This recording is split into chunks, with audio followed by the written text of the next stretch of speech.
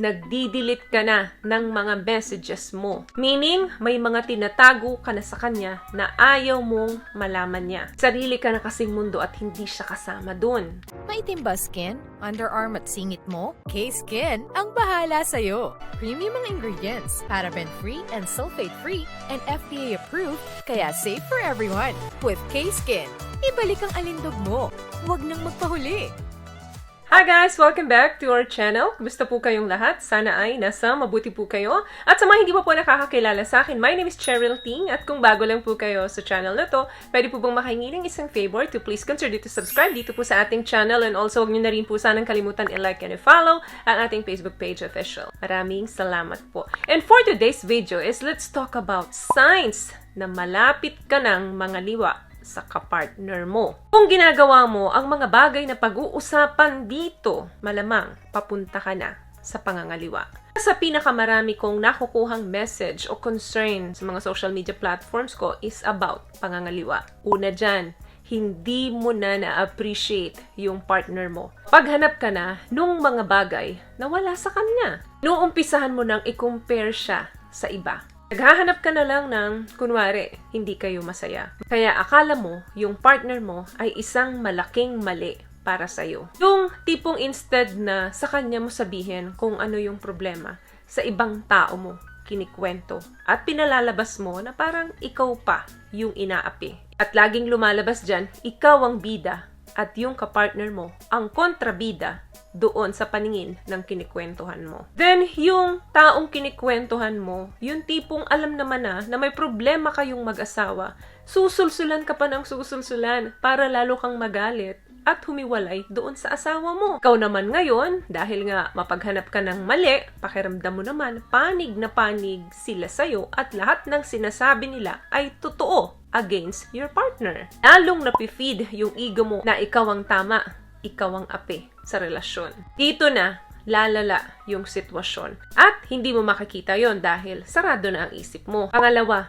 irritable ka na sa partner mo. Yung tipong kahit na anong gawin niya, mali. Or losyang na siya sa paningin mo, hindi ka na attracted sa kanya. Hindi ka na nagagandahan sa kanya. Hindi ka na nasisexihan sa kanya. Ano pa man ang gawin niyang ayos, hindi mo na yun na-appreciate. Kasi, ang mas nakikita mo nga, yung pangit na version niya. Yung tipong pakaramdam mo, umuwi ka ng bahay, pero napipilitan ka na lang na umuwi. Kapag nasa bahay ka naman, may sarili kang mundo. Nanonood ka ng TV, mas gusto mo yung alone time. Yung lalapit siya sa'yo, irritable ka, nakataas ang boses mo na para bang stranger yung kasama mo sa bahay. At tuwing may sasabihin siya sa'yo, may pangontra ka kaagad. Ikaw na lang dapat palagi ang tama. What I love about this product, itong No More Dark Secret ng K-Skin, bukod sa may advanced whitening na siya na kung saan pwede niyang matulungan na pumuti yung mga singit-singit mo, moisturizing, meron siyang anti-irritation, antibacterial, maintain healthy pH level. Hindi lang pambabae, meron din po tayong pang lalaki. Pangatlo, nagdi-delete ka na ng mga messages mo. Meaning, may mga tinatago ka na sa kanya na ayaw mong malaman niya. Sarili ka na kasing mundo at hindi siya kasama dun. May mga bagay ka na na iniipon na isang araw, malaman niya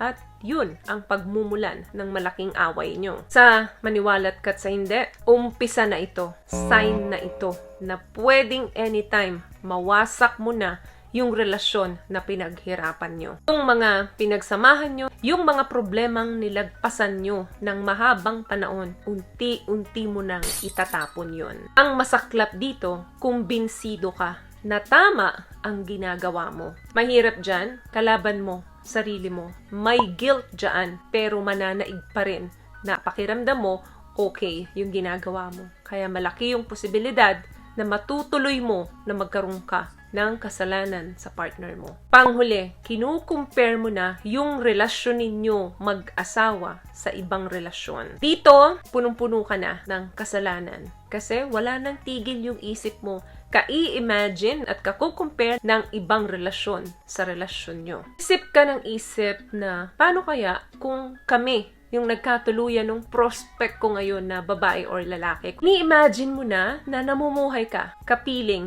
yung iba. Wala ng araw na hindi sasagi ang ibang tao sa isip mo. Punong-puno ka na ng excitement sa iba. Gigil na gigil ka na, parang ganon. Na makasama mo itong tao na to. Kaya ang pakiramdam mo dun sa partner mo, isang malaking mali at isang malaking sagabal sa buhay mo. Pag uuwi ka ng bahay, yung tipong kailangan matutulog ka na lang, or kung mahaba pa yung oras mo sa bahay, naghahanap ka ng mga lakad para lang makalabas ka, kasi yung oras na makalabas ka, yun naman yung pagkakataon na masolo mo ano yung mga plano mo at kung ano yung mga nasa isip mo. Parang pakiramdam mo pag nasa labas ka, yun yung relaxing time sa'yo. Hanggat maaari nga, hindi ka na lang uuwi kung pwede lang eh. Wala kang pakialam kung anong araw yan or weekend man yan, na dati kapag weekend lumalabas kayo, nagsisimba kayo, pero ngayon wala na sa'yo yun. At tipong wala ka ng pakialam kung may birthday ng partner mo, basta ang importante sa'yo magawa mo yung gusto mong gawin. Kasi yung mga araw at oras na wala ka sa bahay, tingin mo dyan, opportunity yan para sa'yo. At yung mga oras na yan,